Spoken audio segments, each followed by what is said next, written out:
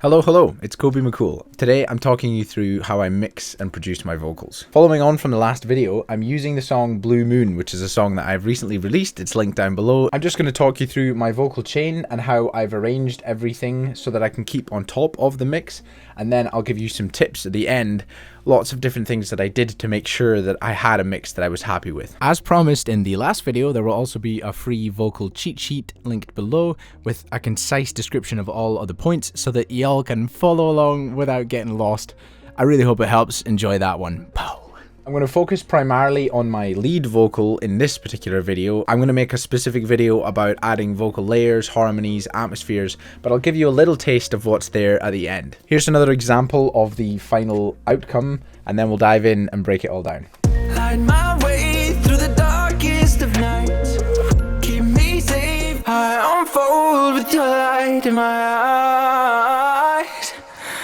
All that I know, say on my honor to you, Blue Moon. This is the vocal chain that I run them through.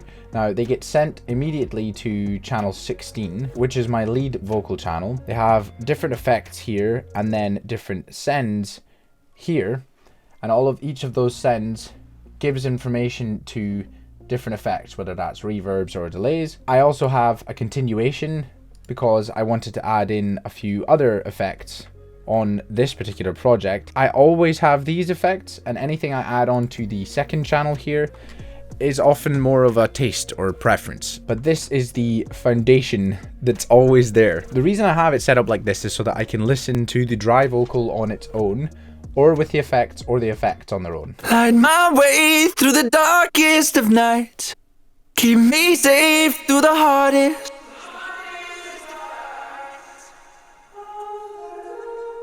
It also then means that I can treat each of those signals separately, and that becomes really important when you're mixing everything. Each of the reverbs has its own EQ, it often has its own compression. The vocal effects have sidechains where the dry vocals don't, so I would sidechain my kick and drums to the vocal effects, but not to the main vocal. It gives me much more control over the final sound because I can treat each signal differently. Light my way through the darkest of nights. Keep me safe through the hardest. But that applies to all of the vocal layers. Light my way through the darkest of nights. Keep me safe through the hardest if I... So it might look intimidating initially, but actually the idea of just having random vocals everywhere being sent all to the same channel, that actually scares me more. I often end up just clicking on the vocal sample here and just changing the volume either here or here so that it's exactly the way that I would like it to be.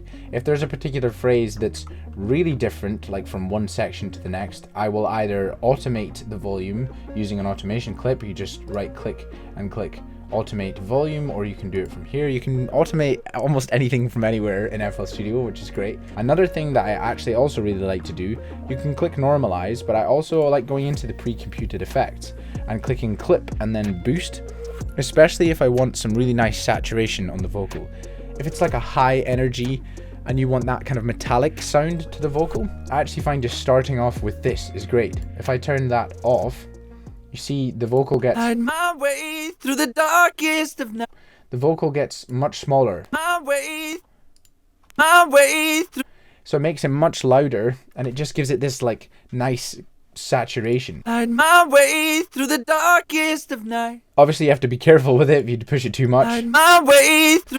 But even then, when I think about how much that vocal is like clipping there, it's still handling it pretty well. Light my way through the darkest of night. This isn't a purely linear process. I will sometimes do this, or I will run it through the processing chain and then do it after. Ultimately, the thing that's most important is that you're happy with the final result. So, completely raw vocal. Light my way through the darkest of nights. The de-esser, it really isn't doing too much. Light my way through the darkest of nights. It's just taming them ever so slightly. If it was doing a lot there, I would dive in and edit it manually instead of relying on the de-esser to do it, because otherwise it can start crushing the vocal. Then adding in that EQ just to tame a little bit of the low end. Light my way through the darkest of night. It's more apparent what the EQ is doing in the verses because it's a lower vocal. We set sail with a course to the west. Then I run it through a fruity compressor, and it's just some light compression. We set sail with a course to the west.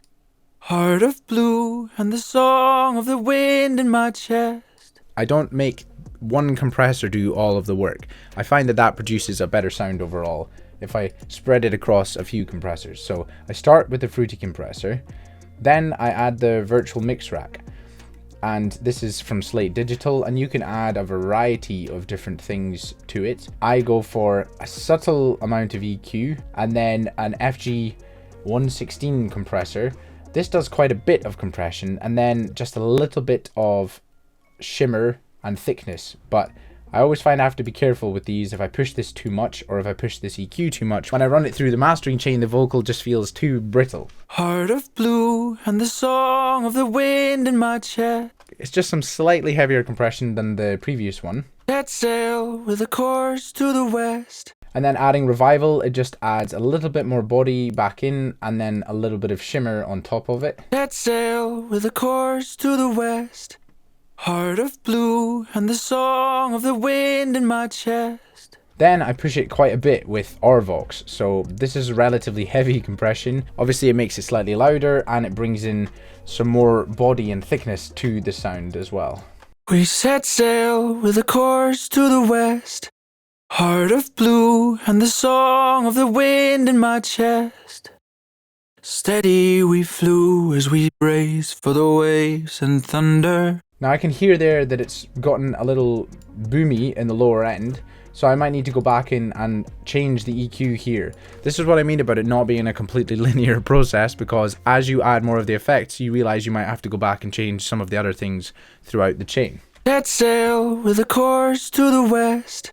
Then I add little Alter Boy, and I don't do anything with the pitch or the formant. I'm literally just using the drive knob because it adds some really nice saturation to the vocal. Set sail with a course to the west.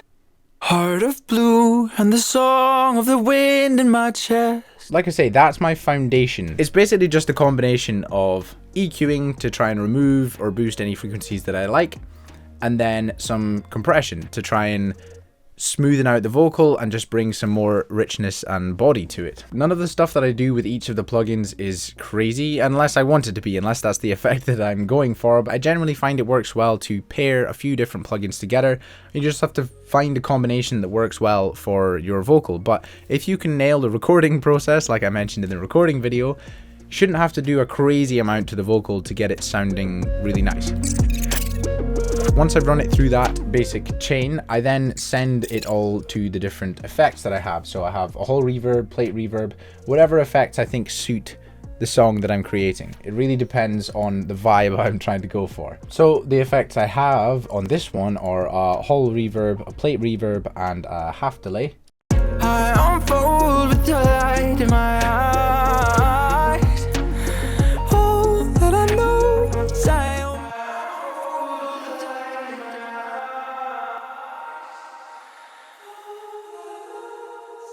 I actually just find that good old Fruity Reverb 2 does a great job. I also often pair it with Valhalla Supermassive. This is the free one from Valhalla, I think is the company.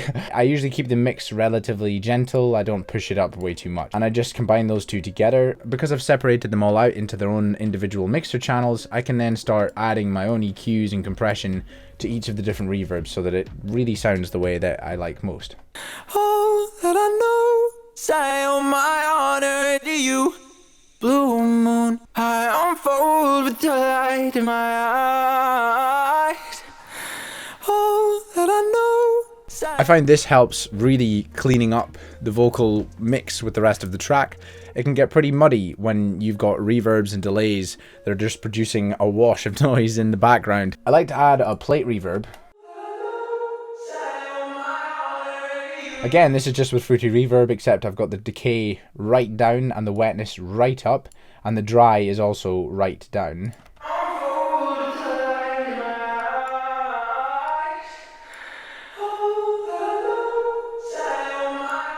The whole reverb has like this washy, high-end, expansive feeling, whereas the plate reverb has this sort of body to it that the hall reverb doesn't.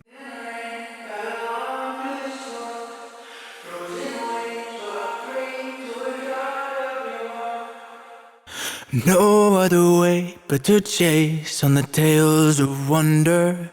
Oh, Then I just got a half delay, which I think is from Fruity Delay 3. fight. I'll never know something so pure and so true. I will often actually create an automation clip from just one of those effects. I can push the reverb right up, or I can increase the delay and drop it down whenever I would like to.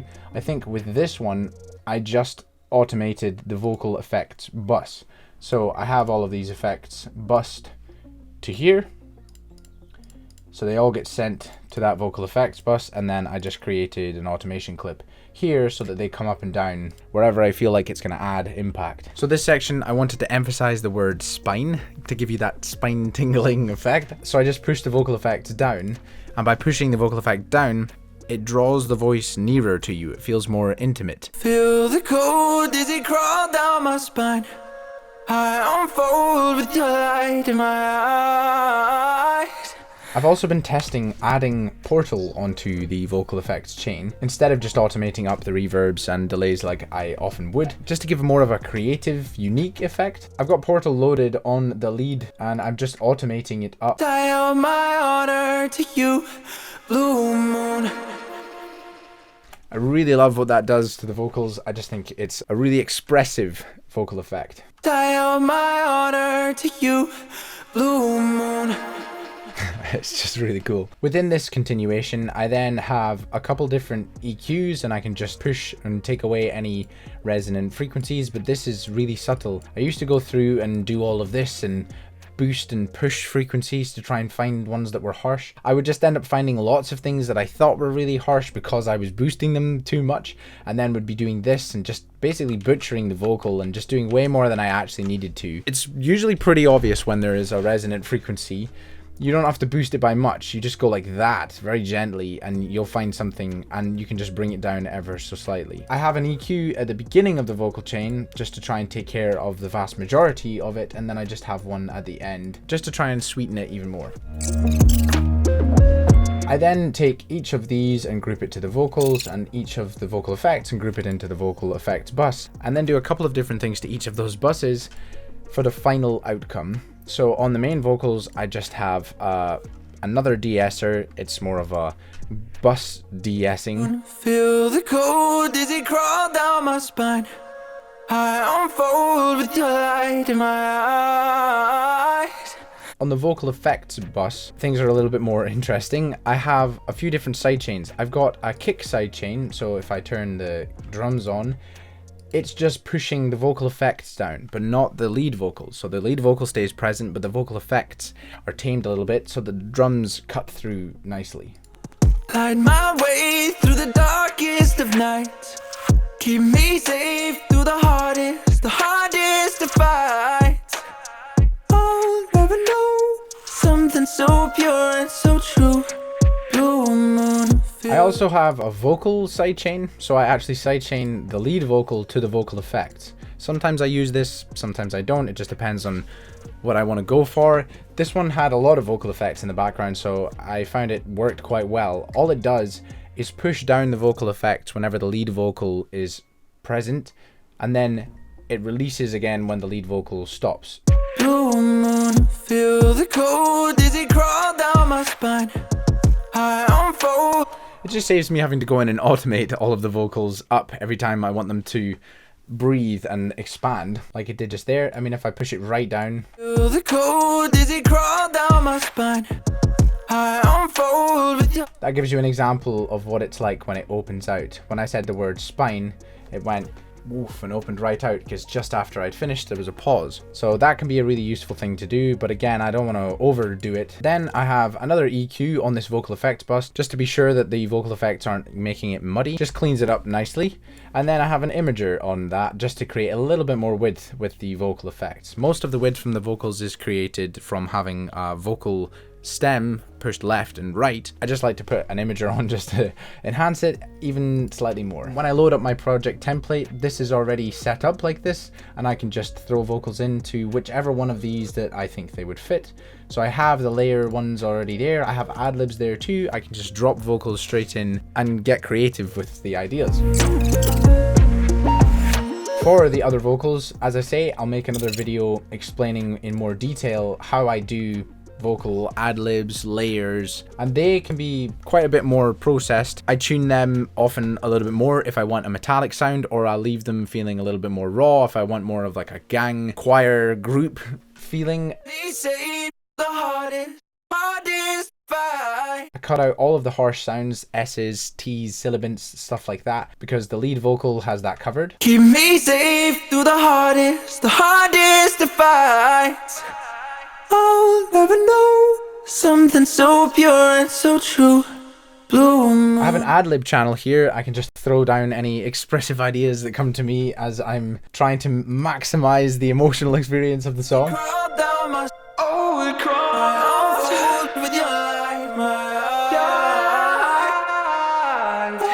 That I know it cry out my heart to you. Then I'll often record like a vocal pad where it just has a bunch of layers all singing one swelling movement.